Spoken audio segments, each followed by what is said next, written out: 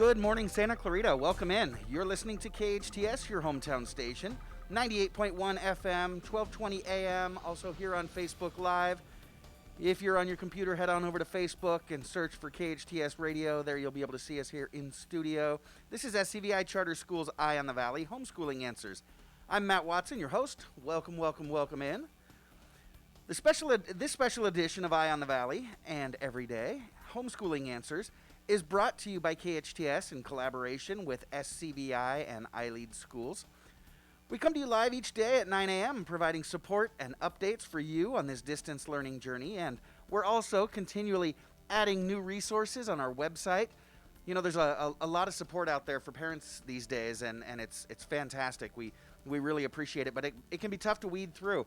So we've got our experts weeding through it for you and posting on our website, Homeschooling Answers. Head on over to Homeschooling Answers and search by grade level, search by subject area. Everything that you need should be right there. Not finding what you need? Go ahead and shoot us an email at homeschoolinganswers@ileadschools.org, and we will get it up there for you. So again, homeschoolinganswers.com. Take a look at what we've got there. We've got a packed show here on the radio today. Another fantastic one. We're very excited. Assemblymember Christy Smith will be calling in next hour. She's running for Congress, the seat of the 25th District vacated by Katie Hill back in November. We spoke with her opponent, Mike Garcia, last week, and we're excited that she's able to join us. The Assembly member currently represents us up in Sacramento. So if you've got questions, please go ahead and post them on the Facebook Live feed now, and we will do our best to get to all of your questions. So go ahead and post on the Facebook Live feed, and we'll get that coming up next hour. This hour, we'll be talking with Greg Amsler, everybody's best friend over at Salt Creek. He is the notable and active purveyor of that wonderful restaurant.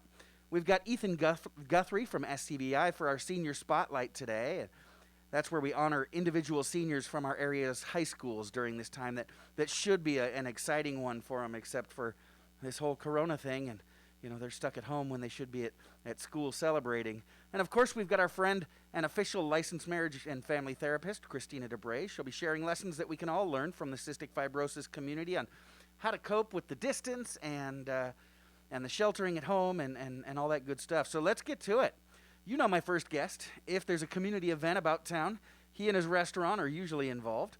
When there's a need in the community, he is always there. Located at the center of town, the comings and goings at Salt Creek keep Greg's finger on the very pulse of this town. Greg Amsler was born and raised in the Midwest, and he later graduated from the University of Iowa. That's right, he is a Hawkeye. That's right, the university whose mascot was named after the lovable Alan Alda character from MASH. After they both graduated from U of I, Greg married his high school sweetheart, Shell. Greg and Shell purchased Salt Creek Grille at the heart of Town Center Drive in 1999 and have been running the restaurant ever since. But there's so much more than restaurateurs. Greg learned from his parents way back when he was living in the Midwest, from their example, the responsibility and rewards of giving back to the community. Salt Creek's Breakfast with Santa has given a good Christmas to families in need. Greg has served on the board of directors for the Henry Mayo Newhall Foundation, the Santa Clarita Valley Boys and Girls Club Foundation, the Michael Hoffman Foundation, and the Santa Clarita Valley Child and Family Center. You can see why he was named Santa Clarita's Man of the Year in 2009, and even in this time where restaurants have been devastated by the lack of business, Greg knows how important it is to support the community. What did Marley say yesterday? That thanks to their donations and many others, it seems like the staff at Henry Mayo's been eating Salt Creek 2-3 times a week, I think. Greg, welcome to the show. We appreciate you coming in. Well, thanks for having me. I appreciate being here. Of course. So tell us, how are things going over at Salt Creek? I know you remain open, and you've adjusted things like most restaurants in town have done for pickup. But what's the status? How's everything going on? Well, it's going on. That's nothing great, nothing too bad.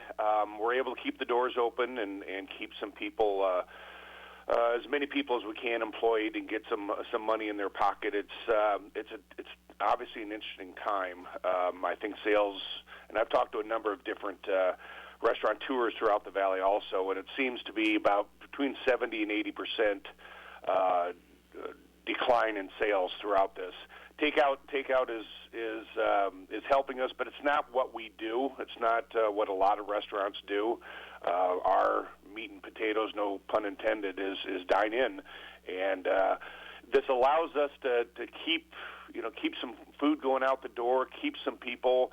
A lot of people are still commuting and traveling, and we're able to do a lot of takeouts. It saves them not only some expense, but also the time that they can spend with their families, as opposed to shopping and cooking and cleaning, and then shopping and cooking and cleaning again. So we're happy to do it. We're still there, and us and a lot of the other local restaurants are happy to keep doing what we're doing. Yeah, definitely. So tell me, how are you operating? I've seen the nightly specials posted on social media. They look absolutely delicious. Are you just doing the specials each night, or are you offering your entire regular menu? It's a limited menu. It's our regular menu, probably minus 30 to 40%. It's tough to keep the supplies in. Some supplies we can't even get, and some supplies we can get on a very limited basis. And we don't want the food to go bad, so we cut back on our menu. And then we did decide to come up with a family of 4 specials, Sunday through Friday. Very reasonably priced. We'll do chicken and ribs. We can do our famous pork chop. We can do prime rib, which is what we did this last Sunday. And then every Saturday night, because it is Saturday night, we do a date night for 2, nice. Where we'll do, usually it's a filet. I think this week we're going to do the New York strip. And it comes with discounted bottles of wine. It comes with salad. Comes with the sides, desserts, everything. And it's economically packaged and priced. So whether it's a dinner for 4 or the date night for 2, you just pick it up, go home. It's all ready to go. No cooking, no cleaning, no nothing. That is wonderful. Now, you mentioned you're on a limited menu. You still have those wicked shrimp, the stuffed jumbo shrimp. Is that still available? Oh yeah, absolutely. I couldn't stop that without getting chastised immensely. Absolutely, that is fantastic. So you talked about those specials. Is that something that you create every morning when you come in? Do you know what you got going on tonight? We usually do it at the beginning of the week for the entire week, just so that we can get our ordering together. But we do every morning between 10:30 and 11 a.m. We'll post what that day's Family for 4 special is. So just go online. You can follow us on Twitter, on Instagram, and it'll pop up exactly what that day's special is going to be. Okay, fantastic. And I know you guys are serving some of the best. You guys always have served some of the best wines in the world right there at your bar and in the dining room. Can we also get a bottle of wine to go when we do that? Yeah, absolutely. In fact, all of our bottles of wine are 50% off, and anything on our wine list is available as long as we have it. And we can also, because of the new directive from the state government, we can do cocktails to go also. So if you got a favorite cocktail, a Kristina, which is kind of one of our prides and joy, is a martini that a lot of people are ordering with their meals. So go ahead, either the wine or cocktails, we can go ahead and serve you with that. That sounds fantastic. So, Greg, I know your staff and you are really eager to open up your dining room. You and I were chatting about it yesterday. It seems like things might relax just in time for what I assumed was your busiest time of year, but with folks traveling, you said summer tends to be a little bit slower, but I know folks are going to be eager to get back in your dining room as well. You've heard Mayor Smythe and Supervisor Barger and Governor Newsom. This is going to be a slow reopening. It's not going to be, they keep calling it, it's not going to be a flip of the switch where they're just going to say, all right, throw your doors open and pack them in. So do you and your team have any plans for when we do start to slowly move in? Have you started to consider how that might work at your location? Yeah, we're envisioning it as kind of like the last 2 or 3 days before the complete shutdown came, where there'd be physical distancing. For us, it would be seating at every other table.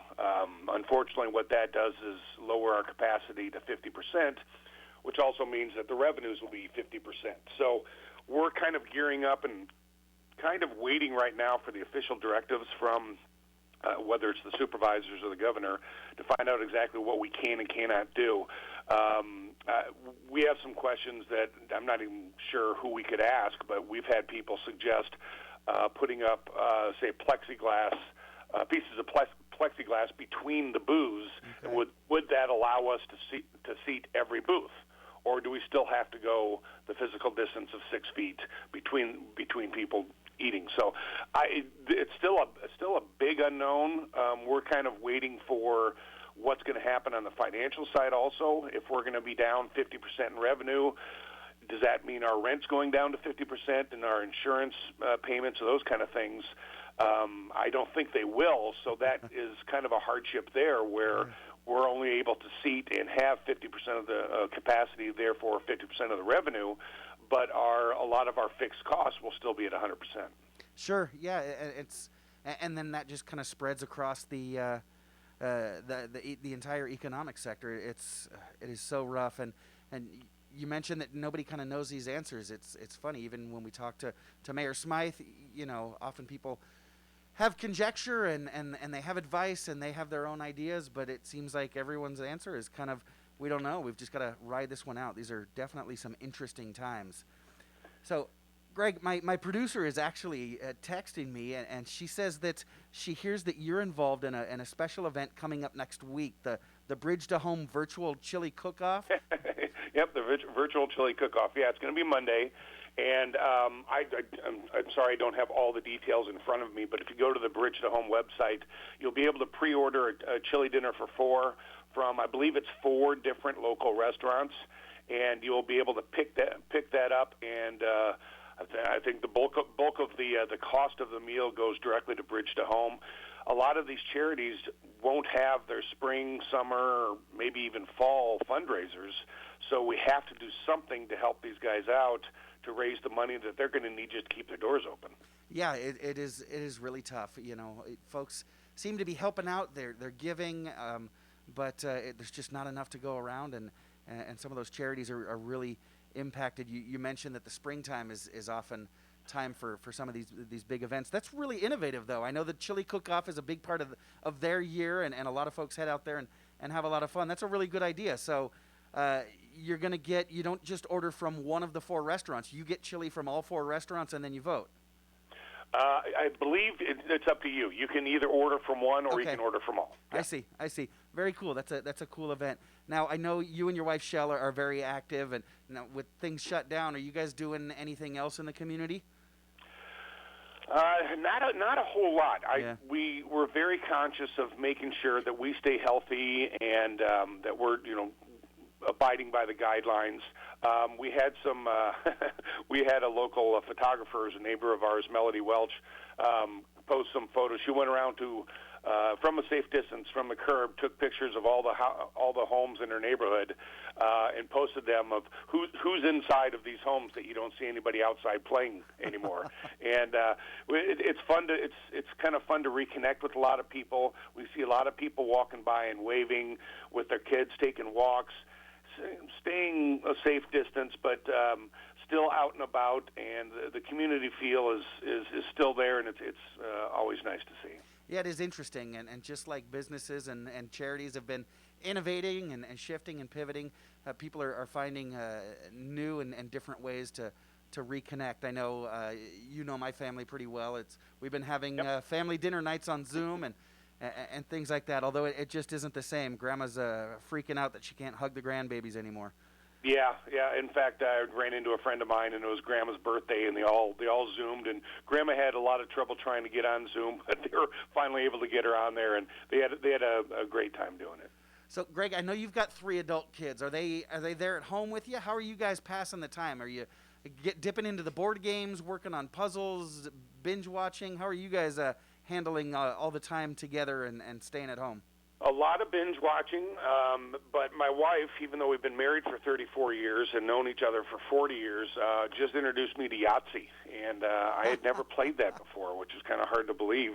But we've been doing a lot of that. I have a sophomore at COC that's living with us. One daughter, my middle daughter, is down in Dallas, Texas area, and my son is down in the South Bay area, and he's still working from home. My middle daughter is furloughed right now, so she's just kind of hanging out doing nothing. The interesting thing is she just moved down to the Dallas area and was really looking forward to going out and exploring the new place and looking around. And now, as soon as she got there, the lockdown hit. So she can't explore anything and still hasn't gone and done anything after about 2 months being down there. But we're all here. We do a lot of dinners. We do a lot of cooking in. Even though I own a restaurant, I am not a cook, and I don't pretend to be a cook. Michelle's doing a great job keeping everybody sane. And we're also eating out as much as we can, or I should say doing takeout as much as we can with the local restaurants so that we can support all of our friends around here. But it's been interesting, but it could be a lot worse. There are a lot of sick people out there. There are a lot of people that have lost some loved ones. And as long as we're all healthy, if we have to stay inside, we have to stay inside. That's fine. You are absolutely right. Greg, you're a leader in our community, and a lot of other restaurant owners look to you for leadership at this time, and your heart of giving, even when you're in need, is inspiring to others. So keep it up. The world needs more Greg Amslers. You be well. I'll see you on Friday night as I look forward to enjoying a glass of wine on your patio by the fire pit a long time from now. So we'll pick up, we'll close our eyes and kick back in our kitchen and dream of that fire pit. Bless you, sir. You be well. Thank you, Matt. I appreciate it. Take care, Greg. We're going to take a quick commercial break, but don't go away. When we come back, I've got a special message for those of you that might be struggling a little bit with homeschooling your kids. And for more information on how COVID-19 is affecting our valley, go to hometownstation.com and click on the red banner. Keep yourself up to date on the latest news. There you'll find tips on the economy, health updates, special business hours, and much more. You're listening to SCVi Charter School's Eye on the Valley, Homeschooling Answers. I'm your host, Matt Watson, on your hometown station, KHTS. At Advanced Audiology, we know how important hearing is to you, your loved ones, your work success, your safety, and your ability to stay in the game. Most people won't admit hearing loss to themselves or others. We make it easy for you. Today's digital hearing aids come in a variety of styles, including invisible. All feature-rich, providing unparalleled hearing quality, wearing comfort, and automation that simplifies your life. Don't be fooled by our imitators. There's only one Advanced Audiology with the purple sign next to AAA on Valencia Boulevard. Owning Corporation, Equal Housing Lender, licensed by the Department of Business Oversight under the California Residential Mortgage Lender Act, NMLS 1797976, California DRE license 02063270. Call 833-852-6464 for terms and conditions. Crazy things are going on in the world right now, like owning funding 15-year fixed refis at 2.625 rate and APR. Yes, you heard correctly, 2.625 rate and APR with no fees of any kind. Needless to say, people are going to owning.com for this free closer rate and APR like mad. In fact, if you have both a real estate and mortgage license, we may want to hire you. Look, money is so dirt cheap, most folks are taking cash out of their equity to do just about anything, including sticking it into their bank accounts, just to have it there. Wouldn't you be crazy not to go to owning.com and grab 2.625 APR, no closing costs, no nonsense money while it's out there? Call 855-5-OWNING or go to owning.com to not miss these monthly savings. 855-5-OWNING. He broke records and piloted the F-18 Super Hornet in combat. Answering our nation's call, he served with honor. Then Mike Garcia returned home to his family, to a far worse California from where he grew up. Now, Garcia's next mission: cut taxes, clean up homelessness in our cities. With California on the brink, we need a fighter to answer the call once again. Mike Garcia for Congress. I'm Mike Garcia, and I approve this message. Accidents happen, but rest assured Patterson's Collision Center is here to help. Patterson's is a family-owned and operated collision repair facility providing the Santa Clarita Valley with premium collision repairs. Patterson's prides itself on being the only California-certified green repair shop in all of Santa Clarita. They are insurance claim specialists and even offer payment plans for your deductible. For personalized, friendly service, visit pattersonscollisioncenter.com. or call 294-1011 and let Patterson's Collision Center help ease your worries today. Chiquita Canyon Landfill takes the waste from our homes and local businesses and puts it to good use. With cutting-edge clean energy technology, Chiquita Canyon powers 10,000 homes each year by harnessing the methane gas from the landfill. So, the next time you wheel your trash can to the curb, feel good that your waste is on its way to making green energy at Chiquita Canyon. Chiquita Canyon Landfill, our partner in sustainable living. Your hometown station. KHTS is the only station I listen to. 98.1 FM and AM 1220.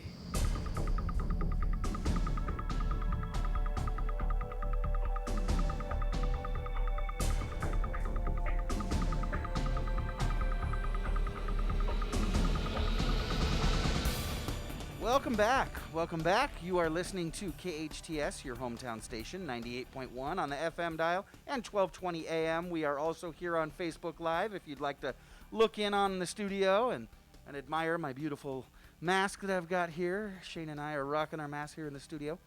This is SCVi Charter School's Eye on the Valley, Homeschooling Answers. I'm Matt Watson. How are you doing? You good? So this is week 7 now for those of you that are keeping count. Our schools closed their campuses about 6.5 weeks ago. And you're homeschooling now, right? So how's that going? I know some of you are grateful to your schools, and so many of our schools have been just amazing during this time. We talked a little bit yesterday about some of the things that our local district schools are doing that are just really helping take care of our kids, and how our sponsor school, SCVi, is doing some amazing things that are getting state and national attention, making sure that kids are still getting their special education needs met. But, some of you aren't exactly getting all the support that you need. Don't lie to me. I've seen your posts on Facebook. Some of you are ready to give up on homeschooling and throw in the towel. And I'm here to tell you that, now don't tell the teacher and don't tell the principal on me, but if you're ready to throw in the towel, that's okay. All right? I've been an educator for 25 years, and yes, I work for SCVi and iLEAD schools. And if you're struggling and can't handle this, I'm here to tell you that that's okay. All right? I know so many people are worried about their kids falling behind, but think about it. Falling behind of who? Falling behind what? You're okay. As long as you and your children stay healthy and happy, you're gonna be fine, okay? So just relax. You're okay. If you're hitting your stride and your kids getting everything they need from their schools and you're able to supplement with some stuff, that's great. But if you're a little bit overwhelmed, that's all right. Take a walk. Keep distance, obviously, but take a walk with your kids. Look at the flowers. You could use your thumbnail, right? If you're like me, maybe your thumbnail hasn't been trimmed in a little while. You can take your thumbnail and just pick a flower. Just pick a daisy. They're in bloom over at Central Park. Central Park is gorgeous right now. Pick a daisy, split it in half, and split it open, and share that with your kids, and ask them what they think is going on inside of those flowers, or follow an ant back to its anthill. Just hang out with your families. Stay happy. Stay healthy. Take Greg Amsler's advice and break out the Yahtzee. I haven't looked for Yahtzee on Amazon because I've got one in the closet at home. We love Yahtzee. But, play a game of Yahtzee. Reconnect with your family. Do a little gardening outside. That's okay. Do what's right by your family. I don't want you to stress out. I don't want you stressing out your kids. We've known for hundreds of years that the best way to learn is through internships. Real, practical, hands-on learning, right? And our schools are recognizing it. We're all going back to internships. In fact, it's a requirement if you're going to graduate high school at SCVi that you intern with someone. And I talked yesterday about how our sophomores are required to choose mentors for their year-long personal project. So the best way for your child to learn is to learn maybe from, maybe right now they learn how to be a mom, how to be a dad. Are you working from home? They can intern with you, the accountant or the educator or the writer or whatever. It's okay to have them join you, help you. Now, I know some of you have littles and you're on your Zoom meetings with your boss, and it's tough to have the kids climbing you and doing things like that. But, I mentioned the personal project at SCVi. The kids are putting together some amazing things, and one of the young men who is, again, he's in 10th grade, he talked about how his personal project was to learn to be a sound editor. And so he spent a year working on sound editing. His father is a professional sound editor, works on a couple of TV shows that you might have actually seen. And he's been working right along with Dad, and he actually shared a couple of scenes and the entire entry to a TV show that he edited and mixed himself. He apprenticed with Dad and learned what's going to be an extremely successful career for him. And so share with your kids what you're doing. slow down. Your boss knows you're not going to be necessarily as productive as you normally are. So share with your kids what you're doing there at work, and they can learn that way. Or again, if your kids are old enough, we don't want anybody getting hurt or anything like that. But get your kids involved in the kitchen. Again, if they're old enough, throw cooking duties on them. I was really busy at home the other day, and I told my 17-year-old, "Hey man, dinner's on you. If you want to eat, then you're cooking." And I'm getting hungry too, by the way. And he just moved in and took over. He's getting really good in the kitchen. And if your kids are a little bit younger, just have them help you. I know some of you are thinking, Matt, to have my kids in the kitchen isn't help. It's more work for me. But the more you get them in there, the more help it's going to be. It might be a little bit extra work for you now, but you're really front loading, and it's going to be less work for you later. It's kind of like teaching your kids to tie their shoes, right? It's a lot easier for you to just bend down and tie them and let's get moving. But if you take the extra few minutes for a couple of days, eventually you don't have to tie their shoes for them anymore, right? So maybe this is the time that your child discovers a passion in culinary arts because you put them in charge of the kitchen, or maybe they find their passion for conversation because you gave them, conservation, because you gave them the opportunity to explore nature. Or maybe they discover their passion for architecture because you allow them to build that thing in the backyard. I've seen a lot of Facebook posts of cardboard forts and forts being built out of pillows and couch cushions and things like that. Let your kids go a little bit crazy so that we don't all go completely crazy. My point is, again, I don't want you to stress. Take this time to bond with your children. Connect with them. Laugh with them.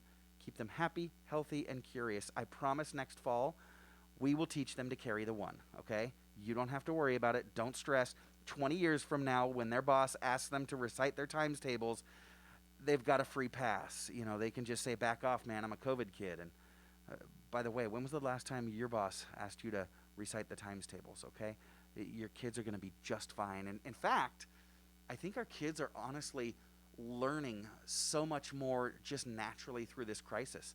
They're learning that they need to be adaptable, that they need to innovate, they need to be creative, right? Because we're all trying to figure out, hey, how do we communicate with grandma when we can't go over to her house? Hey, how do we do this new thing differently? It's opening new growth and understanding in their minds. They're learning a lot, so you're good, okay? Just relax. So do you get what I'm saying? Much more valuable is the lesson on how to manage the stress, how an adult handles adversity. How do I adapt to rapid change? These are the lessons that are going to determine how well they're able to lead in the future, which is so much more important, isn't it? And here's the good news. You've just been given the perfect laboratory in which to teach that lesson. Leadership, right? And trust me, I know the standards, right? They're only going to be in third grade once, and they've got to learn those third grade standards. But and you don't have to remind me. I'm a teacher. Those standards have been breathing down my neck for 25 years. But if you worry about your kid falling behind, I'm going to ask, who are they falling behind? What are they falling behind on? Your kids are going to be fine. Okay. Now, I don't want to tell you, call the kids out of the bedroom, shut the computers down, tell the teachers that it doesn't matter anymore. I'm not saying that. If that's working for you and your families, great. Keep it up. They need contact with their teachers. They need that normalcy, right? We don't want to just completely throw everything out the window. I know a good friend of mine was mentioning how much her daughter was lamenting not being able to have that regular connection with her classmates. And so that is important. Don't just throw that out the window. If it's working well, terrific. If it's not, don't stress, okay? Everything's going to be just fine. And if you need resources, have you gone to our website, homeschoolingAnswers.com? You're going to find some things, and I know you might be thinking, but Matt, you just told us we don't have to do that. No, but you're going to find some cool stuff. My friend Amber Soto is posting new videos every day, and she's doing some deeper level mathematical thinking in a really fun way with your kids. It's stuff that kind of mirrors things that you see on social media posts that people enjoy commenting on quite a bit. And so head on over and check out what Amber's got going on, or check out some of the reading selections. Maybe this is the time that your kid discovers that they truly do love reading. I was talking with some friends on social media last night and this morning about S.E. Hinton. You know, she is just such an amazing author that so many of us grew up reading, and so maybe your kid discovers a favorite author during this time and taps into what they are passionate about. You know, have you considered a webinar series? You know, we've got a couple of different webinars going on, and I know a lot of organizations do. I'm actually taking a history course online that's been offered for free, and you know, I'm a history geek, and I'm absolutely loving it. I'm loving it. But check out, there's all different kinds of webinars to help you help your kids. For example, iLEAD Schools is offering a free webinar series for the next several weeks. This week, the iLEAD team is presenting they're presenting how to do project-based learning online for kindergarten through 8th grade. You can register online. It's going to be this Thursday at 1 p.m. I'll post that link in the comments here on our Facebook Live post. It's kind of a crazy little URL. It's not long, but it's you'll see when I post it. But project-based learning is really interesting, and it again, it puts a lot of the work on the kids, takes a lot of the work on the parents, but it does so in an engaging way. Like I said, it allows them to explore and dive deep into something that they're interested in. So you may want to head over for an hour and see what they're presenting. Again, I'll post that link in the chat there in the comments on Facebook Live. And if you remember, a few weeks ago we were talking about the philosophy Love and Logic. It's a philosophy on raising your kids. They have Love and Logic for parents. They have Love and Logic for teachers in the classroom. And what it does is it really teaches your kids to be responsible for their own behavior. It empowers them, and it just slashes right through the drama and the emotion that can oftentimes come up at home working with our kids. You know, I know you guys are cramped at home and getting a little edgy, and arguments can happen pretty frequently. Love and Logic really helps us cut through the emotion that causes all the arguing. As a matter of fact, one of their pillars, I believe, is how to prevent or just simply stop arguing when it starts. And all of their modules, all 6 modules, are now free for the next couple of months. It's normally a $99 course, but you can head over and get access to all 6 modules for free. And you know, if you're thinking that things are okay, you know, you don't have a whole lot of trouble arguing, I guarantee you everyone is going to find something of value in this course. You know, I've been through the Love and Logic series probably a dozen times now, and I learned something new that I'm able to apply every single time. Okay? So make sure that your needs are being met. As long as your kids are still laughing and exploring and happy and healthy, then you're good. You're doing well. I do want to make sure that everybody's getting everything that they need. I want to make sure that your physical needs are being met. Have you checked out your local school? Are they one of the schools that's serving food? I know a lot of our schools have stepped up, and in the district schools, I think they're rotating locations, and so head on over to your school district's website to see which school near you is serving breakfast, and I think most of the schools are serving breakfast and lunch. I know that's what we're doing at SCVi and iLEAD. Breakfast and lunch is still being served 9 to 11 a.m. If you're on the east side of the valley, iLEAD Agua Dulce is serving breakfast and lunch from 10 to 12. They're doing it a little bit later there. And again, the other area schools are doing something very similar. So if SCVi or iLEAD Agua Dulce isn't close enough for you, you can check it out. Remember, you don't need to be enrolled in the school. It's food for it's food for kids between the ages of 0 and 18. You don't have to be enrolled in that school. You can go over and pick up a couple three meals for your kids at home, so they have everything they need. I know that SCVi is also on Fridays. They're serving meal packages for the weekend, so we've got you covered 7 days a week. So make sure that you're getting your needs met. If you're over 18 and you're struggling to get by, call Bradley at Santa Clarita Grocery. He'll help you get your grocery needs met, get your stuff taken care of. Santa Clarita Grocery is over there at the middle of town, over by the Aquatic Center, by the William S. Hart School District. You can drive up, drop off your grocery list, and they will get those things delivered to your car before you leave.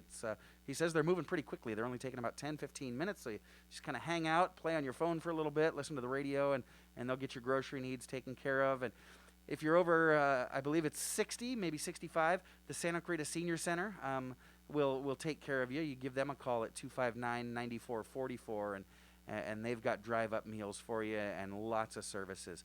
So just make sure that your basic needs are met, everybody's doing well, and be safe. If you need anything, just post on our Facebook feed, and we'll get you contacted with the resources that you need, okay? We're going to take a quick commercial break, but when we come back, we've got our new feature, Senior Spotlight. You'll meet an amazing young man who's looking forward to his graduation this June. You are listening to SCVi Charter School's Eye on the Valley Homeschooling Answers. I'm Matt Watson on your hometown station, KHTS. The minute I open my door, Debbie Morris has a problem. I say, oh my gosh. A really big problem. The dog, the cat, my 3-year-old. Debbie's house is a mess. How can one family create this disaster? Debbie needs Made for You. I need help. Professional, residential, and commercial cleaning, locally owned. You choose the schedule, weekly, bi-weekly, monthly, or even one-time seasonal cleaning. Call 255-2922. That's 255-2922. Made for You. Made for You rescued me. Yes, Dunkin' is open. The continued stay-at-home orders have been rough on all of us, but Dunkin' is trying to make things just a little bit better. There are many ways to get your Dunkin' fix. You can carry out at both locations, or you can drive through at Canyon Country, or get curbside service at the Bouquet Canyon Dunkin'. Both offer Grubhub and Postmates delivery and are open till 6 p.m. Don't forget, use your Dunkin' app for on the go to order, pay, and accumulate points. Dunkin' cares about the SCV. Santa Clarita Valley residents now have greater access to the excellent physicians and high-quality medical services for which Providence Holy Cross is known. Providence Holy Cross Health Center in Santa Clarita features state-of-the-art cancer and imaging technologies, as well as board-certified physicians in a variety of medical specialties. Quality and compassion from a healthcare provider you can depend on. For more information, call 1-888-HEALING or visit us at providence.org. These days, it's hard to figure out how to fill all the self-isolation time, let alone figure out what to have for lunch or dinner. Salt Creek Grille owner Greg Amsler is helping us out in a big way. Salt Creek is now offering takeout and curbside pickup, so you don't even have to get out of your car. Now, if you'd like, you could stay at home. They participate with Uber Eats, Postmates, DoorDash, and Grubhub. Their entire menu is available for pickup or delivery, including to-go beer and wine. Hey. In addition, Greg's offering wine at 25% off, along with daily specials. If you'd like to buy a gift card for a future visit, now's the time. Buy a $50 gift card and get $10 extra on the card completely free. Buy a $100 gift card, you get an extra $25. Salt Creek Grille, located next to Regal Cinema at the Valencia Mall. For more info, go to saltcreekgrill.com. The best live theater can be found right here in the Santa Clarita Valley. The Canyon Theater Guild has been entertaining audiences for decades with top-quality musicals and plays. Located on Main Street in Old Town Newhall, CTG also offers workshops for the young actor in your family. For more information, call the box office at 799-2702 or go online to canyontheater.org. Hi, this is Bob Schertz with the Way Out Recovery SCV, reminding you that during these unprecedented times, addiction and mental health do not take a break. If you or someone you love are struggling, please give us a call at 661-296-4444. We are open and here to help you during this time. Thanks. This is Suzette Martinez Valadares. Many child care centers are closed due to the COVID-19 pandemic. The child care providers that are open are serving our essential workforce and finding it very difficult to find or purchase the supplies needed to keep their facilities clean and children healthy.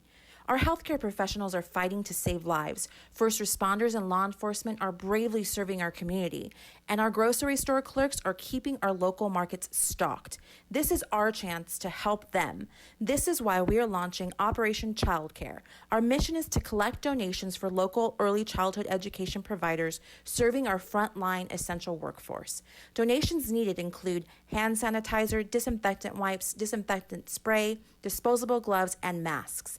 These These donations can be dropped off at KHTS Radio, located at 24320 Main Street in Newhall, from 10 a.m. to 4 p.m. Monday through Friday. Your hometown station, KHTS.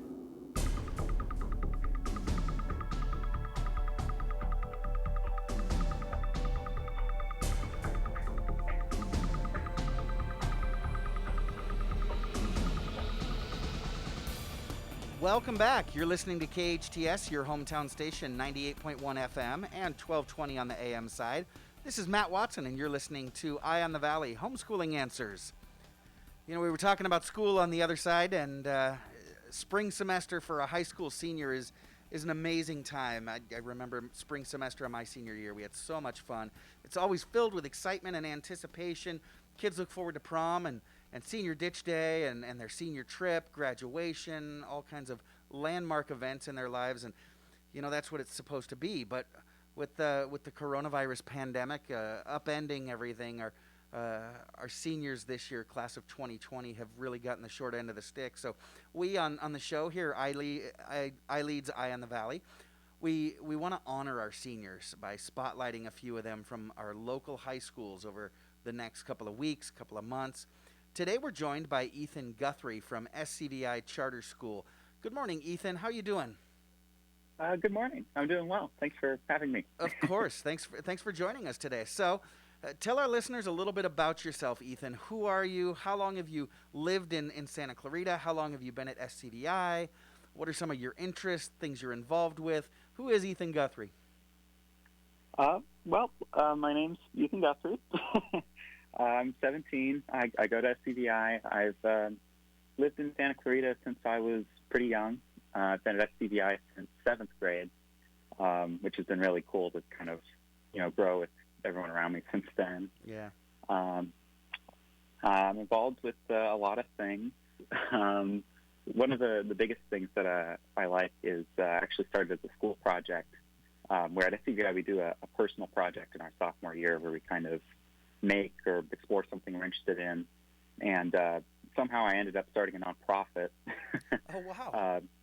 So it's called Onai, and the goal of it's pretty much to kind of run like websites and digital stuff that helps people get access to like media and information.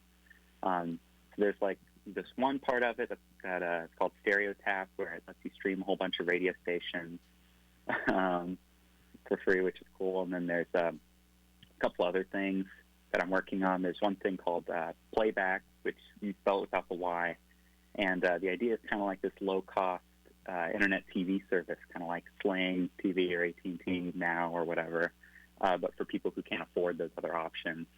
And so I've been like cold calling and reaching out to people from these big content companies, and I've actually gotten some pretty good reactions. So it's kind of cool. I've been having a lot of fun doing that. That's cool. That is really cool. So we've been talking about the personal project. You know, the sophomores are presenting now, and you've actually carried that project through and been doing that the last 3 years. Do you have any contact information that is there a website that folks go to, or? Well, I mean, I have a website, just a basic website, just onaii.org. Not really too much that I have on there right now because I'm still kind of working to finish up some stuff before it's ready to go. All right, cool. So let's talk about school. What have been some of your most memorable experiences at school? When 20 years from now, when you're old like me, what are you going to look back on? Ooh,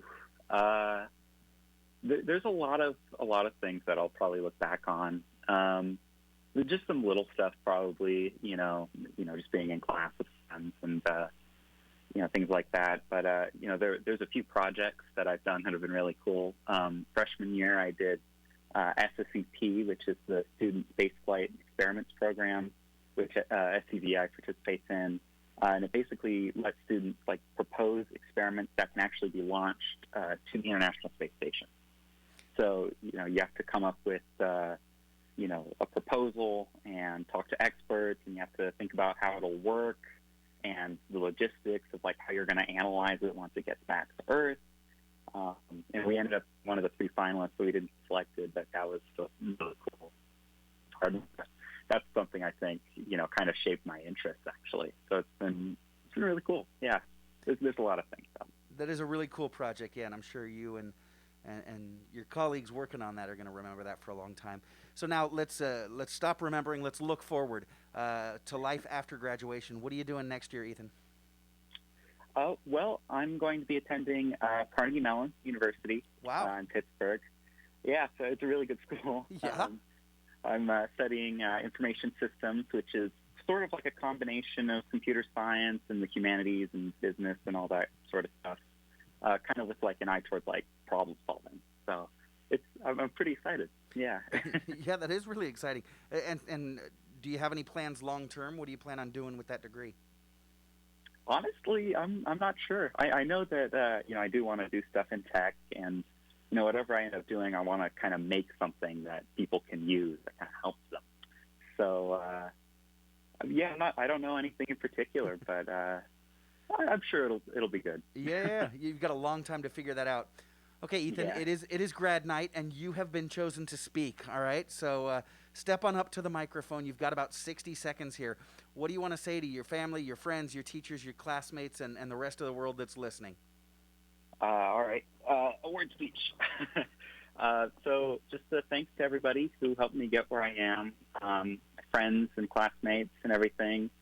Thanks to all my teachers, all the way from elementary school, Mr. Lindsay and Ms. Garcia and all of them, to now, Mr. Williams and Mr. Dube. Thanks to all the advisors who've helped me figure out what I'm doing, Ms. Donovan, Ms. Milson, the college advisor, Ms. Harrison, and my parents, of course, who are awesome and supportive and who leave me wordless when I'm trying to come up with ways to describe how much I love them and how thankful I am for everything they've done. And, of course, it's a graduation speech, so I have to put in some kind of cliche but true advice. Just a couple Follow seconds. your passion. Get out of your comfort zone. Choose the road less traveled. Never stop learning. All right, there you go. Fantastic.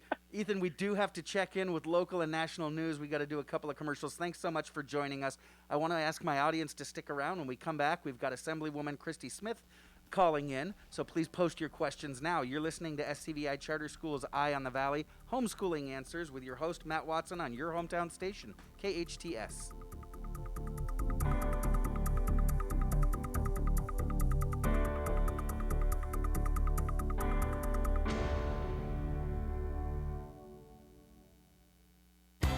And now, a cooking tip from Keith Mowry of Bob's Country Meats. Cooking brisket is simple, whether you do it in the oven or on the grill. Okay, briskets come out nice. You want to brown them up real good on the barbecue over medium heat. Season them up however you like. Wrap them in foil. Put them on the other side. Go down to a low temperature, low heat, and let that go for about 2.5, 3 hours, just on low with the lid closed. For the tastiest brisket in town, visit Bob's Country Meats on Soledad in Canyon Country. As the stay-at-home order continues, Burger King is committed to following state and federal safety guidelines when it comes to serving you, the customer. Although in-restaurant dining has closed, pickup and delivery service continues. The current hours are 6 a.m. to 10 p.m. You can mobile order through the BK app for pickup, or you can use any of the delivery services like DoorDash, Uber Eats, Grubhub, and Postmates. Burger King on Lyons at the 5 Freeway, now with service at 2 drive-through windows. Yesterday, December 7th, 1941, a date which will live in infamy. We salute our veterans who sacrificed for our freedom. Santa Clarita veteran Bill Reynolds. Each week, we share an inspirational story of a local veteran on our Hometown Heroes page at hometownstation.com, thanks to our good friends at Eternal Valley. I'm Richard Nunnally, General Manager of Eternal Valley Memorial Park and Mortuary. We believe taking care of each other is what community is all about. We're proud to bring you the stories of our hometown heroes. Eternal Valley, life well celebrated. With many auto dealers currently closed, Reeves Complete Auto Center is open to handle service and repairs for your vehicle. With a 2-year, 24,000-mile parts and labor warranty, Dave Reeves and his team have been exceeding their customers' expectations for decades. Reeves Complete Auto Center is here for you while your dealer is closed. on Soledad and Ruther. ReevesService.com. Reeves Complete Auto Center, caring about Santa Clarita and you. Why did Mercedes-Benz of Valencia win the Dealer of Excellence Award in 2019? Because we strive to provide the most outstanding sales experience. Mercedes-Benz of Valencia COO Chris Paz. We know you have high expectations. Our stellar team will meet and exceed your expectations. That's why we were named Mercedes Best of the Best, placing us in the top 10% of all Mercedes dealers nationwide. Find out how you can lease a new Mercedes for unbelievably low monthly payments. Details at mbzvalencia.com. KHTS AM 1220 and 98.1 FM Santa Clarita. It's 10 o'clock. Time for national news on KHTS.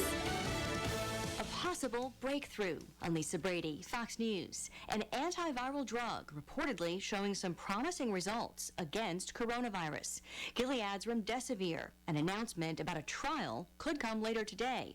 White House task force member Dr. Anthony Fauci says while more study is needed, this could open the door to a possible treatment for COVID-19. And President Trump getting questions about this earlier, describing it as positive news. That encouraging news getting part of the credit for a surge in stocks. The Dow's been up over 600 points, despite more evidence of just how hard the economy's been hit by the virus, shrinking nearly 5% in the first quarter. Senate Majority Leader Mitch McConnell telling Fox's Brian Kilmeade, "It's been a catastrophic event for our economy.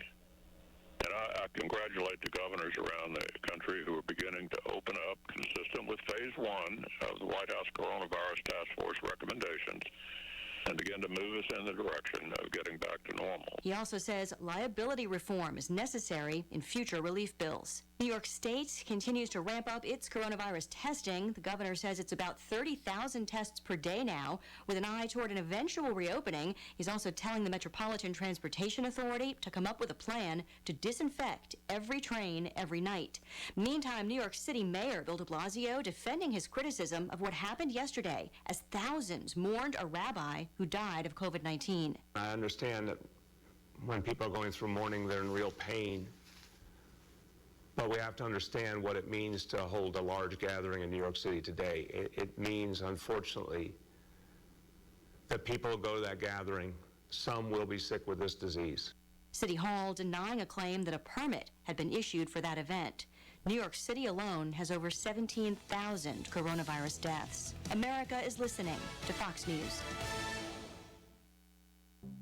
At Fisher Investments, we do things differently, and other money managers don't understand why. Because our way works great for us. But it may not work for your clients. That's why Fisher Investments is a fiduciary, obligated to put clients first. It's the highest standard for a financial advisor. So, what do you provide? Cookie-cutter portfolios like the rest of us? No cookie-cutter portfolios here. Fisher Investments tailors portfolios to meet each client's goals and needs. But you do sell investments that earn you high commissions, right? And make commissions when you make trades for your clients? No, Fisher Investments doesn't sell any commission investment products, and we never earn commissions on trades. So what's in it for you? Fisher Investments fees are structured so we do better when our clients do better. When it comes to helping clients achieve a comfortable retirement, we're clearly different. Visit FisherInvestments.com to find out why investors like you switch to us. Fisher Investments, clearly different money management. Investments in securities involve the risk of loss.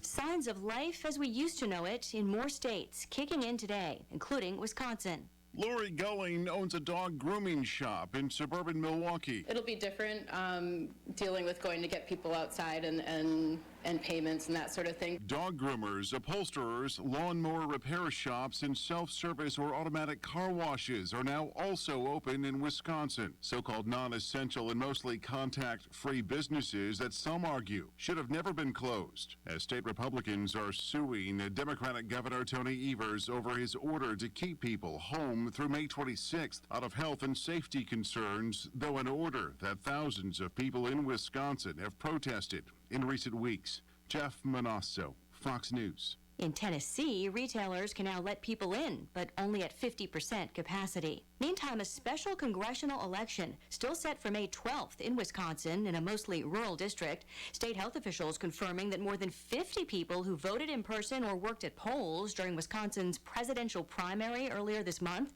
have tested positive for COVID-19. The governor tried unsuccessfully to change that to a mail-in vote. How to get international travel up and running again. Secretary of State Mike Pompeo says multiple federal agencies, including the State Department and Homeland Security, are working on a safe way to resume flights as quickly as possible. At his briefing today, Pompeo also sounding the alarm about an expiring arms embargo on Iran. It's now just several months out, where China, Russia, other countries from around the world can all sell significant conventional weapon systems to the Iranians in October of this year. This isn't far off. This isn't some fantasy. He's urging other nations and the UN Security Council to help stop it, but if not, he says the U.S. is evaluating every possibility. I'm Lisa Brady, and this is Fox News. Thanks for listening to KHTS AM 1220, Canyon Country, California. K260CO 98.1 FM, Santa Clarita, California. Folks, this is your pancake speaking. If you look out your window, we're flying over IHOP's delicious international pancake combos. Sweet tres leches. A pancation wonderland with views of Belgian chocolate, tres leches, and vanilla spice. Pancakes. Pancakes. Pancakes. Pancakes. You know, let's back this thing up and take another look. Go on a pancation with international pancakes at IHOP, starting at $4.99. He broke records and piloted the F-18 Super Hornet in combat. Answering our nation's call, he served with honor.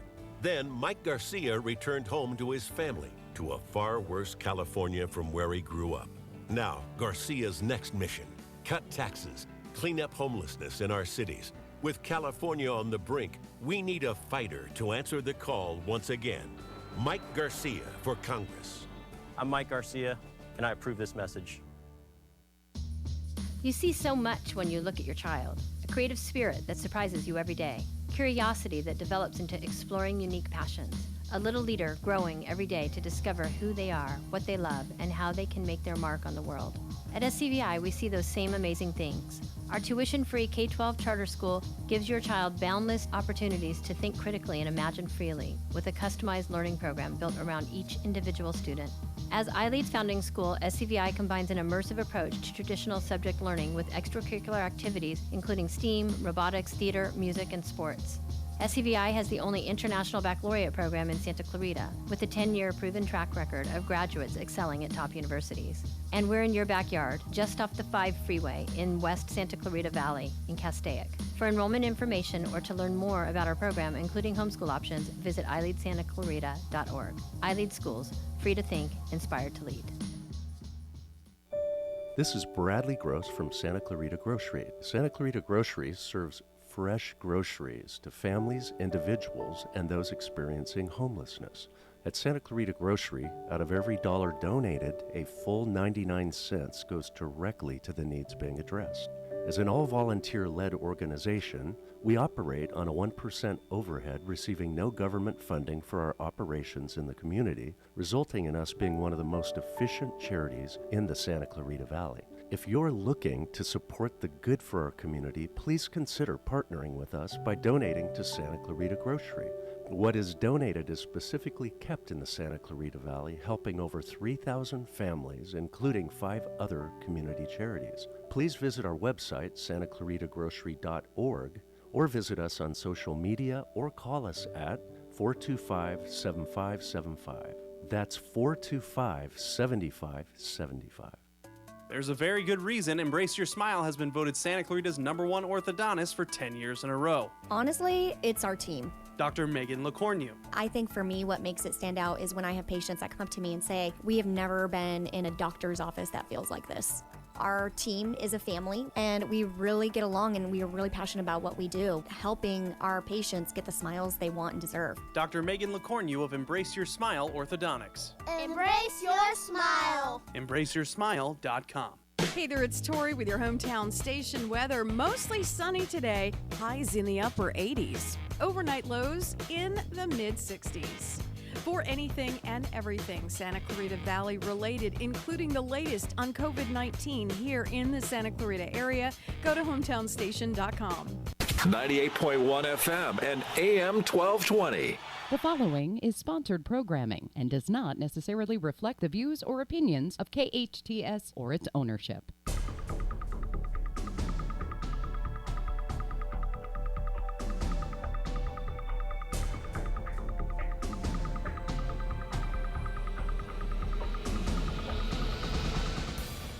Welcome back. You are listening to KHTS, your hometown station, 98.1 FM and 1220 on the AM side. This is Matt Watson, your host. You're listening to Eye in the Valley, Homeschooling Answers. You know, our next guest was set to be Assemblywoman Christy Smith, and her people just called my producer Sarah and let her know that unfortunately Christy is stuck in a meeting right now. Those things happen to folks in our assembly. She's up there in Sacramento. I don't know if she's actually up there or if she's down here at home, but either way, she's doing her job as a legislator, and she was unfortunately unable to get out of her meeting. It's gone long, and she's not going to be able to join us this morning. We are working to reschedule her. We will get her on here real soon. I don't know if that means tomorrow or if that means next week, but we are working on it. I know a lot of you have wanted to reach out. You've posted your questions, and I thank you for that. Unfortunately, which of us hasn't gotten stuck in a meeting before? It happened to me, and I stood up my team the other day because I was stuck in a different meeting. So, Assemblywoman Smith, please do reach out. Let us know when you can come back on. We'd love to talk to you and see how things are going up in Sacramento. Our listeners certainly have a lot of questions for you. So yeah, please reach out, and we do apologize on her behalf as well as on our behalf. I did want to address a couple of things that I noticed over that break. Before the news and commercial break, we were talking about how homeschooling's going for folks, and someone posted on the Facebook Live feed that she wanted to spend more time with her kids. She wanted to play with her kids, but her kids are so busy. And my response was, and again, don't tell the teachers and don't tell the principals on me, but my response to that listener was, hey, you're the principal now. Make it happen. There's nothing wrong with your kid not showing up today. Take a walk, limit them. If you need to, you can reach out to your child's teacher and say, hey, 6 hours on Zoom, every day is a little bit exhausting, so we're going to cut it back, okay? You can think of this as co-teaching, right? Your kid has two teachers now, you and the teacher who's on the other end of the computer, and you guys should be working together. Let them know what's working, what's not working, because I guarantee you this is kind of the law of business. For every one person that speaks up, there's 7 to 10 people who are thinking the exact same thing that doesn't speak up. So you're the parent for a reason. Take care of your child's needs. If you see that they're too busy during this time, curtail it a little bit, okay? I remember, and we talked with Ethan Guthrie last segment about how, what his memories were in high school. And I remember when I was in high school, one of the things I remember the most, I grew up living with my dad. My parents were divorced. When I was a senior in high school, my mom used to call me all the time and say, hey, what class do you have first tomorrow? And I'd say, history. And she'd say, oh, you're getting an A in history, aren't you? Yep. She'd say, okay, cool. You want to go out to breakfast? And mom would call me up and ask me to ditch with her.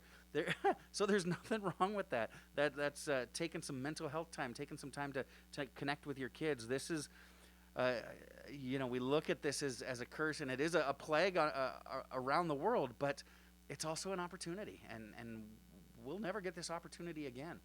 So again, to the listener that commented how you just don't have time to connect with your kids, Kathy, take the time to do it. You're the one that's in charge here, okay? We were talking about distance learning. Our engineer Shane, who's here in the studio, was asking me my thoughts on distance learning. Shane, you're in school right now, and you're doing distance learning. How's that going for you? It's been going pretty well. I'm finally getting towards the end as well. Scheduled graduation at the end of this fall semester. So really excited. That is good. And are you enjoying the distance learning, the remote learning, or are you more of a in the classroom kind of person? So I'm more of an in the classroom kind of person, and if my voice sounds funny, I'm also wearing a mask. So just want to address that to anybody listening or not seeing me on the Facebook live stream. Just stuck my hand up. But I've enjoyed the experience so far, and I've actually really learned a lot and retained some good information. However, I'm still more of a fan of being in the classroom. I think it gets me more focused mentally. I sort of take a little bit more with me, and I find myself studying less because I'm so engaged in the classroom setting. So I was just wondering, how do you feel, regardless of the progress that distance learning has made over the past couple weeks, do you feel that those two experiences can ever compare? That's a really good question. I think they can. I don't think they always do. I don't think it's a matter of is distance learning good or bad. The same way, I don't think it's a question of is in the classroom learning good or bad. You and I have both had them, in-person teachers that, no names mentioned, are absolute stinkers, right? You've had some professors that you roll your eyes and think, gosh, can I take this class some other way? And then, there are the people that have you at the edge of your seat, and it's just highly engaging and memorable experiences. The same is true for online learning, distance learning, digital learning, asynchronous learning, whatever you want to call it. There are some platforms and some people that do it extremely well, and there are some people and platforms that don't do it so well. And so it's more of an individual thing. And that's one of the things that I wanted to mention as well, is it's individual on the consumer side or the student side. One of the things that SCVi and iLEAD pride themselves on is we don't view ourselves as having 8 schools, although we do talk about them a lot. We educate individuals. And so, no, you don't teach 10th grade, you teach 27 10th graders or 127 10th graders, as the caseload may be. And we look to individualize education for each kid. And some kids do great with online learning. I know some of our families are just absolutely loving this and saying, okay, we're moving to fully online. We want to do independent study. We want to do homeschool. We want to do online learning full time once we go back. And other families, other kids are chomping at the bit to get back in the classroom. And some folks are saying, I love being on campus and I love that experience, but I really like how this is being done online, and they're looking at more of a hybrid model. And so we try to set up those models so that everybody has what they need. Now, overgenerality, I know, but introverts tend to love online learning, where they can process their thoughts and give their input. Extroverts tend to enjoy the actual physical and close-up connection with their teachers, with their classmates. And for extroverts, a discussion board just isn't the same as a discussion. So yeah, it is kind of an interesting conundrum that people find themselves in. But I think what we're able to do now with distance learning is we're able to innovate. We're able to find things that work. Rather than having just the 1 or 2 models that were out there before this pandemic, we've now got literally thousands of distance learning models, thousands of online learning models, and we're able to see what works. Okay, so that's what crisis a lot of times does. War does that to us. Our scientists really, they launch into developing weapons and going back several hundred years. Generals developed maneuvers, developed ways to be most efficient during wartime, and that's allowed our peacetime progress to grow. The way we do education, even today in 2020, it's kind of an unfortunate comment, but the way we do education now was kind of revolutionized by World War I. It was the field generals that realized that the average soldier in the trenches couldn't read the basic manual to care for their rifle, and they were having a lot of trouble with rifles because the average soldier wasn't functionally literate, and they weren't used to learning to do things and repeating a process. They were having a hard time with the draft getting soldiers ready to fight. And It's really interesting. Yeah, they blamed the public education system and said, look, if we're going to become a superpower, because remember, during World War I, the United States was just moving into that, hey, we're a major player on the international stage. It was the generals that said, look, we've got to revamp our educational system. And so after World War I, that's when we really pushed it, and that's where the term, the 3 R's, came from. Everybody needs to learn to read, write, and do arithmetic. I know only one of those starts with an R. I thought that was kind of always ironic. It's the 3 R's, but there's only one of them. It's I poke fun. Let's sports it up a little bit. I like to poke fun at what was it back in the 90s? The USC football team had for a while what they called 3 national championships in a row, except the first one they shared with another school. I think it might have been Ohio State, so that was a shared national championship. And then they got stripped of the third one because of the whole Reggie Bush scandal, where his family or his uncle or somebody was given a house, and that violated the NCAA regulations, so they were stripped of that title. And my brother and I like to poke fun at USC about how they got 1 championship in a row. So yeah, the 3 R's, although there's only one of them. But yeah, so education was revolutionized during that World War I phase. Now we're still doing things the same way in 2020, at least January of 2020, as we were doing back in 1920. And I don't know, was it the education gods that said there must be change in the way we do there education? Will be change. So here, we're going to lock everybody down, go home, fix your educational system, and then we'll let Mayor Smythe and Governor Newsom and President Trump know when education's fixed and we can all go back. That's a really good point, though, Matt. It's one thing that I didn't consider in terms of just instead of looking at it as good versus bad. Sometimes it's just the more optimal medium for a professor to give their lessons in. I never really considered that. I would much rather some of those more boring lectures or more boring professors to just be an online course, because I'm not impacted by, just knowing that, oh, I'm going to wake up to just see another PowerPoint. He's just going to read the slides, and then that's it. Then we all go home, and I could just have a much better time doing it in my own environment. I can open up the PowerPoint myself, maybe sit on my on a balcony, get outside, and just enjoy the lesson plan on my own time. So that's something I didn't consider. Yeah, definitely, and that's what I love about maybe the hybrid experience, where you as a student get to choose, you know what, this class I want to be in person on. I want to have my hands on. I want to be interacting with my classmates all the time. This one I want to do, was it via correspondence is what we used to call it, send me the notes, send me the PowerPoint. As we're kind of talking here, I'm kind of remembering my own college days. I actually kind of did that, even though, like I said, I am more of the extrovert, go figure, the person that likes to get on campus and go see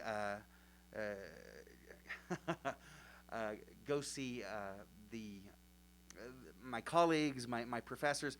But there were plenty of classes where after the first 2 or 3 days of class, I realized, you know what, I've got the syllabus, I've got the book, I'll see you at the midterm. Yep. And classes were handled that way, and professors expect that. They're here as a resource, which is what a lot of our teachers in primary education or K through 12 are learning right now is a much more effective way of teaching, that they're there to be a resource. That's why we call our teachers at SCVi and iLEAD, we call them facilitators, because we don't want them to think of themselves as the teacher, the one who has all the knowledge, and the kids are empty, and they have to pour their knowledge into the kids. No, they're there to set the stage, right? And I know every educational program, every teacher preparation program says the same thing. You shouldn't be the sage on the stage, you should be the guy on the side. And then they all grab their chalk and go into the classroom and dictate their classes. But teachers are learning now to be a resource, and it's honestly, it's a lot less stressful for the teacher. It's a lot more empowering for the kids, and the kids learn to not only learn, they learn the facts, they learn to learn, and they learn to lead when they're put in charge of their own education. And it's something that I've really noticed too. I attended public education for all of my schooling, and it's right in your name, iLEAD, and you have your facilitators lead by example. So they sort of set that tone, and it's not something that like you just mentioned, these are empty vessels, these poor souls that I have to build up and, bestow them with my knowledge. But instead, it's just in inspiring them and showing them that they can do it too.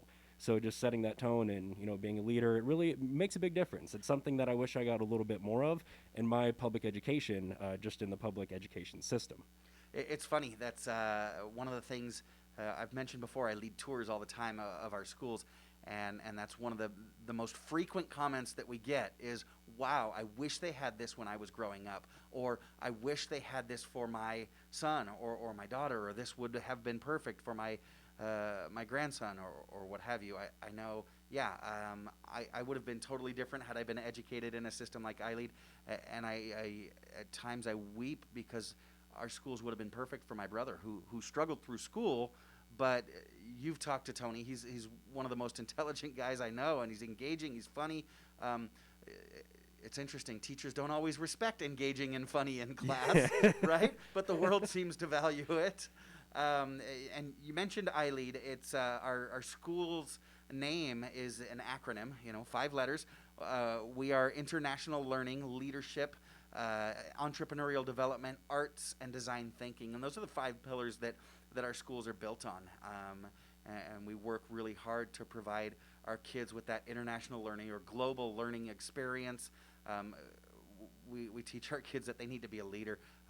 So many things being outsourced. It's leadership that we're really developing and growing in the United States. So if you're not a leader, you're almost already obsolete, right? Yeah. I mentioned I like to poke fun at some of my friends. I've got a friend in another state who's a principal, and he likes to ask me, how your kids doing at your little school over there? I say, oh, they're doing good. How are your kids doing? He says, oh, they're getting great test grades. And I say, yeah, your graduates are going to be highly marketable. They're going to be highly employable when they graduate, and my graduates are going to hire them. Yeah, exactly. So we teach leadership. We want them to create. We want our kids to be content creators, not content consumers. We're all consumers, but we want our kids to also be creating. So we teach the entrepreneurial development. Arts is huge, and that allows them to explore so many other areas. If you can create, you can problem solve, you can innovate, and that's valuable in every industry. So we put the arts forward as something that is paramount, not something that's extra in school. And then design thinking, obviously, it's not enough to just come up with the idea for something innovative. You've got to be able to make it happen. And so that's who iLEAD is. Again, we want to apologize to our listeners. Assemblywoman Christy Smith was unable to make it today. She got stuck in a meeting, as often happens with lawmakers, but we do appreciate her leadership in Sacramento, and we'll get her back on the show here real soon. We'll work with her representatives and make sure that we get her on the air real soon. Thanks for sticking with us. We are going to take a quick commercial break, but please stay tuned. When we come back, we're going to be celebrating a somber holiday. It's an important day. It's not necessarily a holiday, a somber day we're celebrating today. I want to share that with you. It's a little bit heavy, so if you've got little ones around, maybe pop in an earbud. But I won't get too graphic. It's not inappropriate. You're listening to SCVi Charter School's Eye on the Valley, Homeschooling Answers. I'm Matt Watson on your hometown station, KHTS. Lots of people can build websites, but there's one Santa Clarita company that specializes in designing websites for your business, Small Dog Creative. The Small Dog Creative team is made up of local designers who are hands-on. Their talented team of experts build premium websites and redefine branding. Small Dog Creative doesn't just build websites. They'll upgrade your business's online presence and turn your business into a powerful online brand. Small Dog Creative, Santa Clarita's most innovative web and design company. SmallDogCreative.com. As the stay-at-home order continues, Burger King is committed to following state and federal safety guidelines when it comes to serving you, the customer. Although in-restaurant dining has closed, pickup and delivery service continues. The current hours are 6 a.m. to 10 p.m. You can mobile order through the BK app for pickup, or you can use any of the delivery services like DoorDash, Uber Eats, Grubhub, and Postmates. Burger King on Lyons at the 5 Freeway, now with service at 2 drive-through windows. The City of Santa Clarita is working closely with the Los Angeles County Department of Public Health to monitor the coronavirus COVID-19. On March 13th, the City of Santa Clarita issued a local emergency declaration in response to the coronavirus pandemic.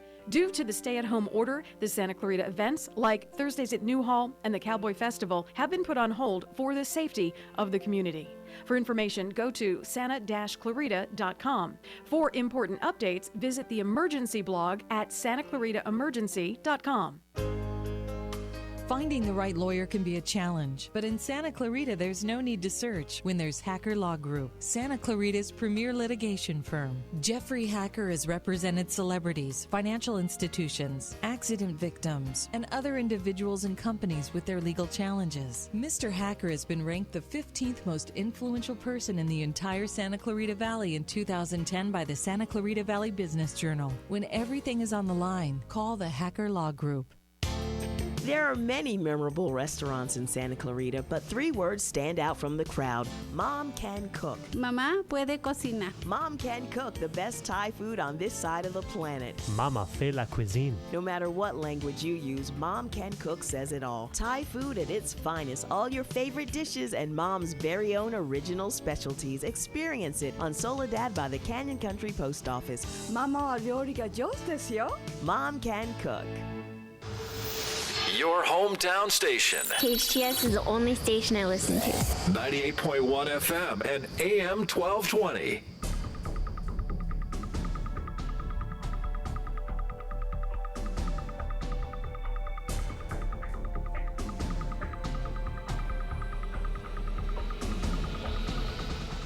Welcome back. You're listening to KHTS, your hometown station, 98.1 FM and 1220 on the AM side. You are listening to Eye on the Valley, Homeschooling Answers. I'm your host, Matt Watson.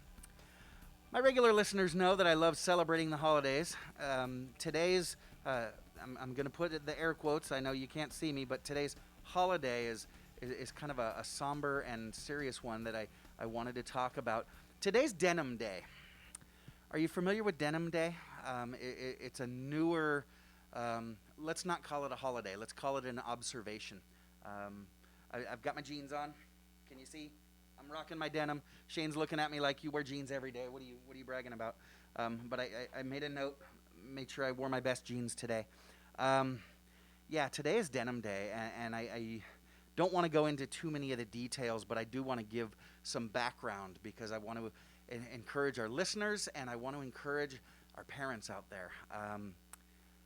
So back in 1992 in Rome, Italy, there was a young lady, 18 years old, who was taking driving classes. Her very first driving class, her driving instructor pulled off on a very remote side of the highway and raped her. And he was convicted and spent 7 years in jail, and after 7 years, his conviction was overturned. And what the Italian Supreme Court decided is that the young lady was wearing jeans so tight that she invited it. And based on that, they ruled that the interaction was consensual based on how tight her jeans were, and overturned the conviction and set her driving instructor free. And of course, women and people across Italy and around the world were absolutely outraged at the idea that what a woman's wearing would imply consent. And it was shortly thereafter that people started wearing denim on this day in commemoration. April 29th, folks wear denim, whether it's jeans or a denim jacket, if you want to rock the Bruce Springsteen look, in observation and recognition of saying no, that is not what consent is about, and women are not objects.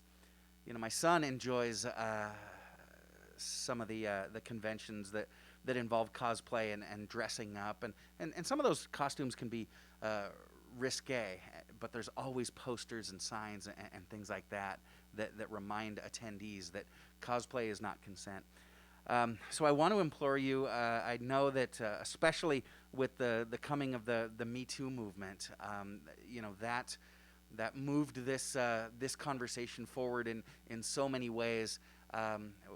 Need to make sure that our kids understand what consent means and teach our. I know this is something that goes both ways, and I want to recognize that there are men that are victims of sexual violence and sexual aggression as well. but it does typically tend to be the other way around. Dads, teach your boys what a woman is and what a woman isn't. You know, she is not an object, and that can be a difficult lesson to teach because our society, while we definitely say that with loud voices, with very, very soft voices, we give the message that women are to be objectified. You know, depending on your programming choices, you'll see this on television all the time. You'll see it on highway billboards. But make sure, you know, it's incumbent upon us as parents to make sure that our kids understand the notions of consent and what is okay and what is not okay. It is true. We've seen over the last few years things have shifted so much, and people have had their careers ruined over something that 20 years ago society thought wasn't such a bad thing, and now we're realizing, no, that's not okay. So yeah, for their own self-preservation, but more than anything, we dehumanize people so often, whether it's sexual objectification or, you know, we dehumanize people online all the time. You know, Shane and I talk all the time since I'm here interacting with you on Facebook or on the radio. Oftentimes we get behind a screen, we have that anonymity, and people just seem to kind of take the gloves off and pull no punches. We need to learn to be a nicer society, a kinder society. One thing that was always a little bit difficult for me, and so I reminded myself, and I actually kept a note on my desk for much of my teaching career. I would see sometimes my students a little bit two-dimensional, and I would see them for who they were in my classroom. Because, of course, I couldn't see what was going on behind the scenes. I didn't always know what was happening at home and what was going on, you know, maybe psychosocially with my students. And so I would leave that note on my desk. Your students are more than what you see. And so that would prompt me to be a little bit more compassionate. You never know what people are going through. I'm kind of rambling a little bit. That one touches my heart as the dad of a girl, especially a girl who's out there living on her own. And, you know, sometimes she works those late shifts, and I wonder, you know, is there somebody walking her to her car? Or, you know, I just have to trust in what I've taught her as a dad, how to take care of herself and how to demand respect for herself. You know, I hope she's kind of not listening right now because I don't want to embarrass her, but I was so very proud of her as a dad. Something that was really important to me with my little girl growing up is that she learn to be treated like a lady, and I knew that was my job as a dad. And so what I did when she was about 5 years old, I started taking her out on date nights, and I would call several days in advance, and I would ask her if she wanted to go out to dinner with me on a Friday night or even a Tuesday afternoon, and of course I would get permission from her mother, because that's what I want the boys in her life to do, is to learn to go to her parents, me and her mom, to get permission. And I would open doors and pull out chairs all the time, even when we weren't out on our date nights. And I treated her like the princess that I want the men in her life to treat her like, never knowing, you know, how it's going. Look, worst case scenario, she has some good memories of some times with Dad, right? And that's worth it right there. But I have to tell you, it was about a year and a half ago. She had just moved out of the house. She had just started dating her first boyfriend, and she was working late hours. She didn't have a car. She only lived a couple of miles from where she worked, and so she didn't really feel that she needed a car. And she was working late.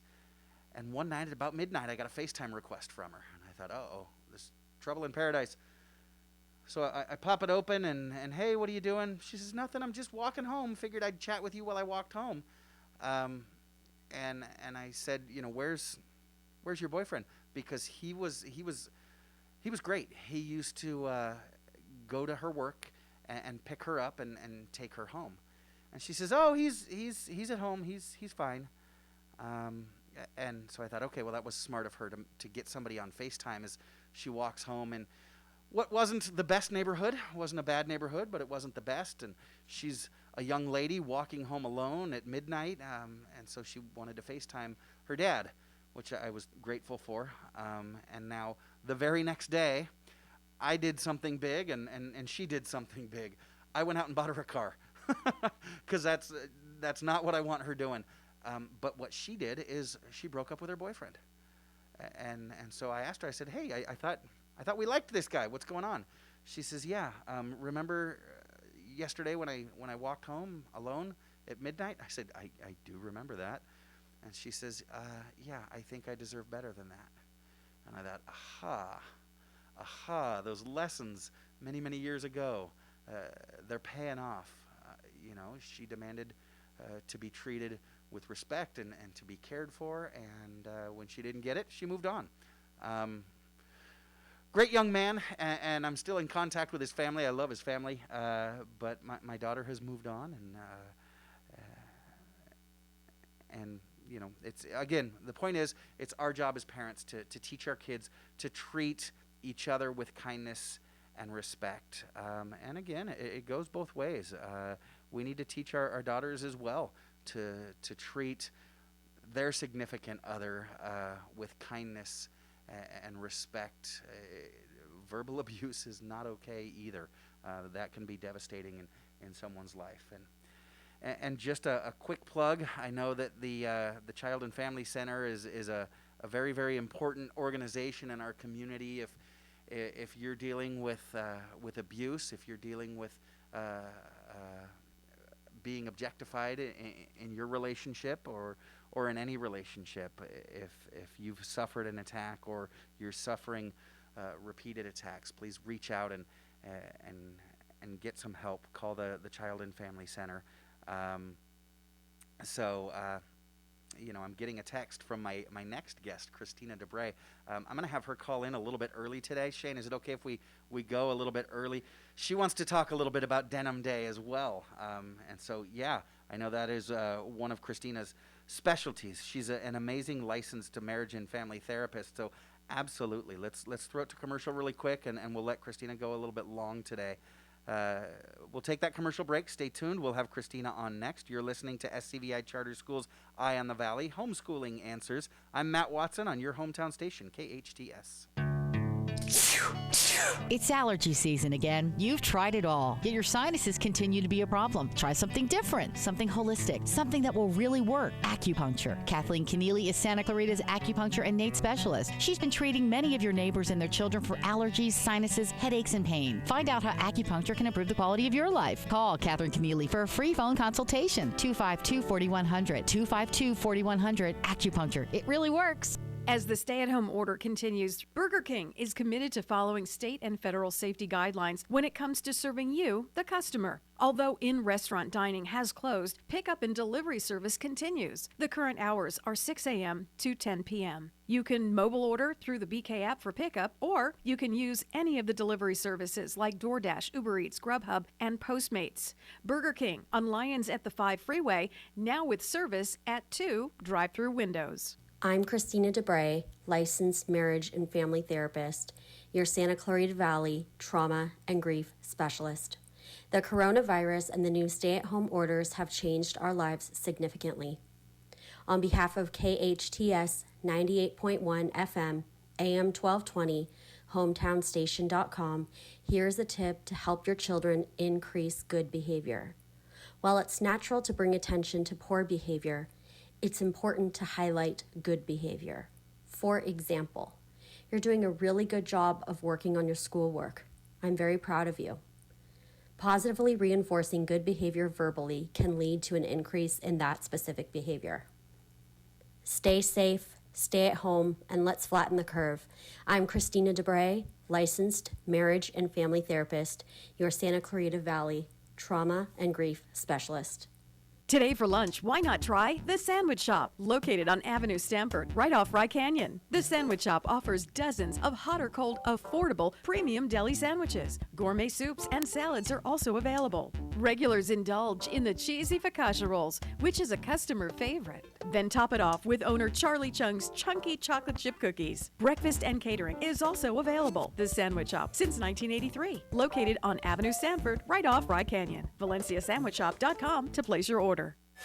Your hometown station, KHTS.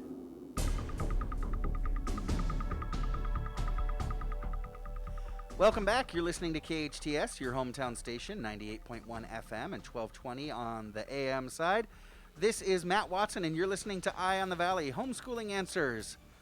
As I mentioned before the break, we are joined now by our bestest buddy, our show's official licensed marriage and family therapist, Kristina Debray. She is a therapist who's got a remarkable story, and all of us are really benefiting on what she's suffered through her entire life. She's developed such incredible resilience and determination, and then she's turned that into an amazing career. As she's also studied trauma, resilience. She's studied abuse, phobias, performance enhancement, attachment disorders, suicide prevention, grief. She's got more than 18 years public speaking experience. And as I mentioned before the break, she texted me to remind me that sexual abuse is one of her specialties, and this is Denim Day. Kristina, good morning. Thanks for joining us. Good morning. Are you wearing your jeans today? Yes. All right. So you had mentioned that you wanted to talk a little bit about Denim Day in honoring women and respect around the world, and then also making sure that people are able to get the help they need should they be in that position. So what can you share with us? So in my practice, I work with everyone from age 5 to, age 80 and beyond.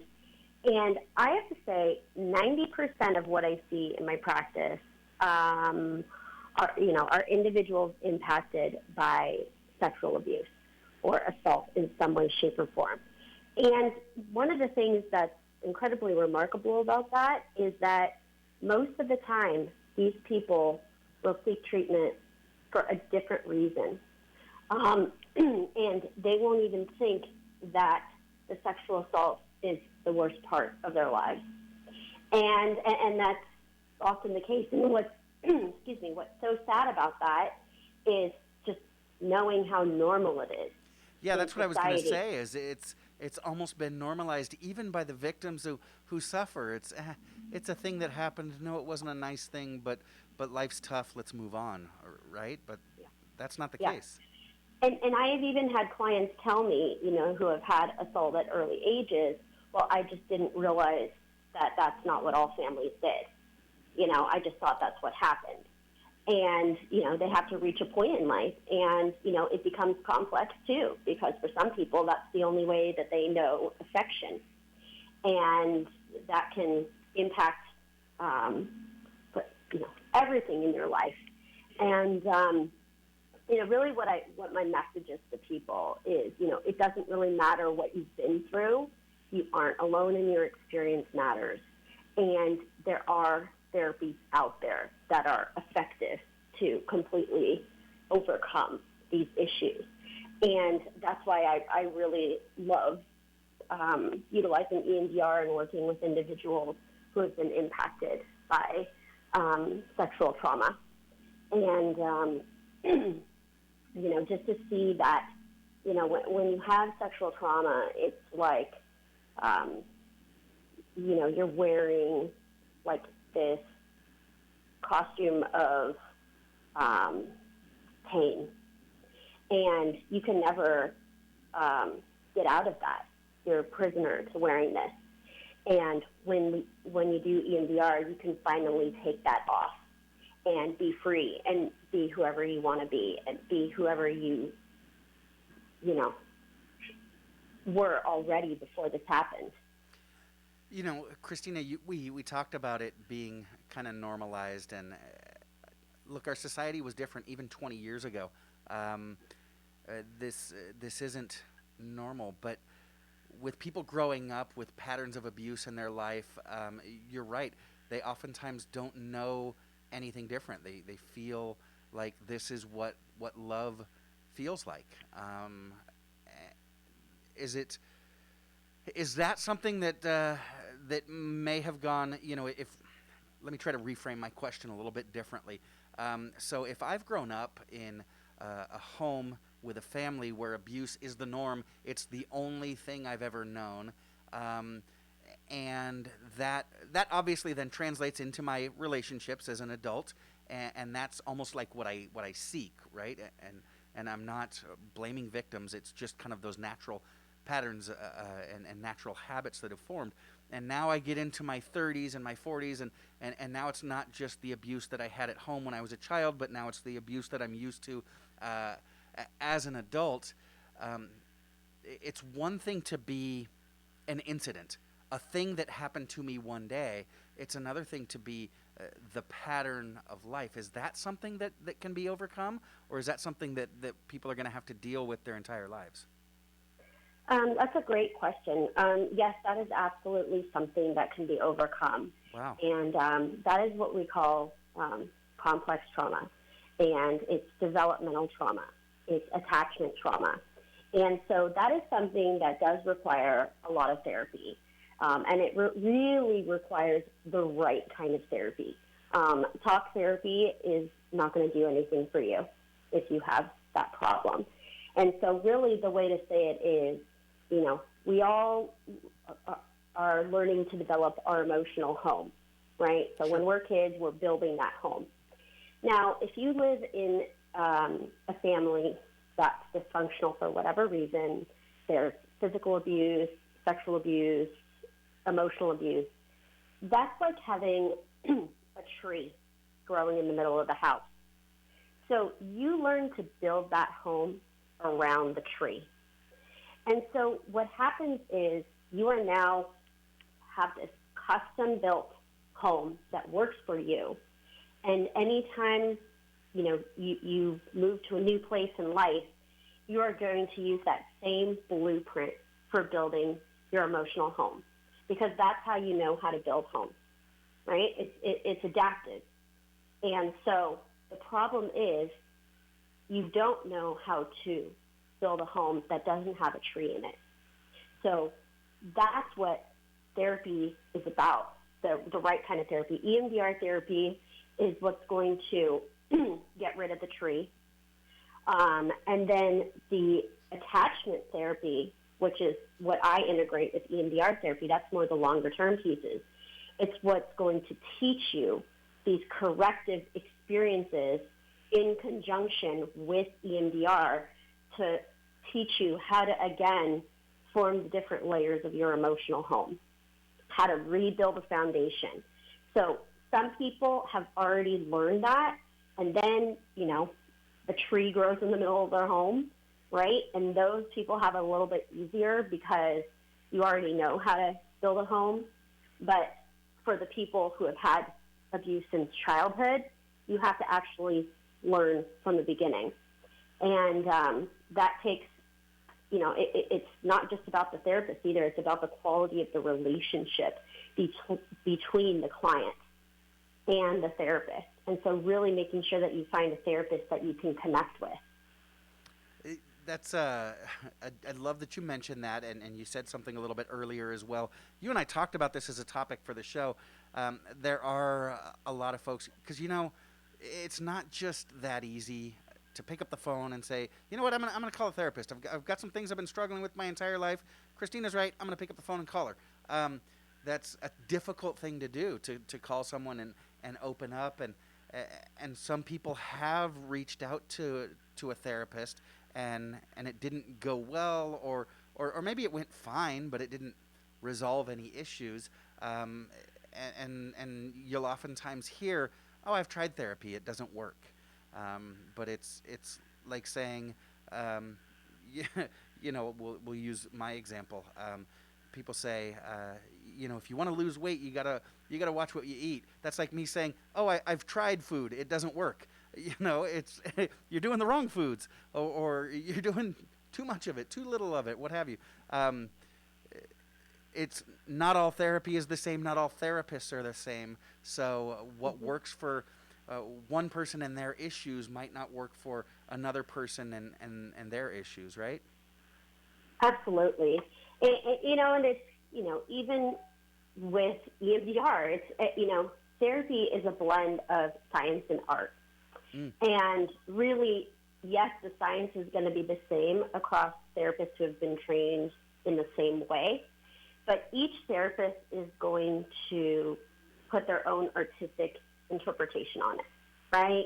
Just like if you get 10 doctors in a room and, two of them are not going to agree on the same thing, it's the same with therapists. And so really, if you haven't found the right therapist and you've had to go through 10 therapists, try again. Personally, in my life, it took me 20 years and 7 different therapists before I found the right therapist. And, thank goodness that I kept trying. Yeah, it's like business. You can fail a dozen times, but it only takes the one time to succeed to be worth it. And to our listeners, you are worth it. You are unique and you are special and wonderful. So whatever you're struggling with, you are worth the support.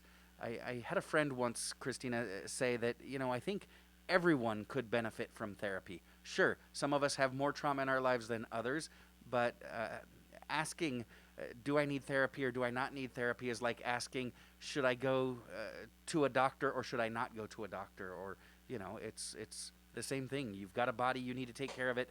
You've got a mind and a soul, you need to take care of it.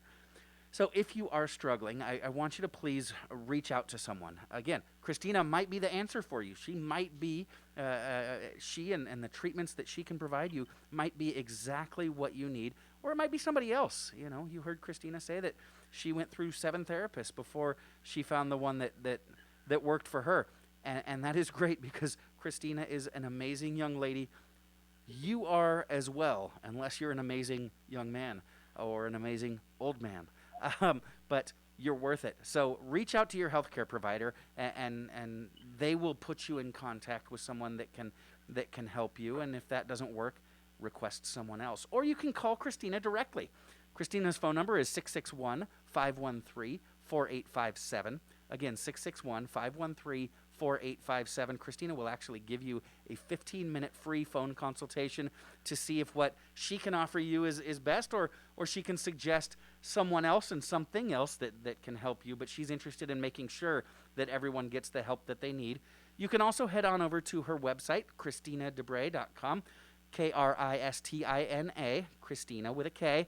Her last name is spelled the French way, Debree, Debray, Debree, KristinaDebray.com. Check out her website. She's got tremendous training and experience in a lot of different areas. So give her a call, see if she can help you out. Again, 513-4857. Unfortunately, that is all the time that we have for today. We want to thank Greg Amsler, owner of Salt Creek Grille, for joining us today, and Kristina Debray as well. Unfortunately, again, Assemblywoman Christy Smith wasn't able to join us. We're going to reschedule with her and get her on real soon. You're listening to SCVi Charter School's Eye on the Valley, Homeschooling Answers. I'm your host, Matt Watson. This is your hometown station, KHTS.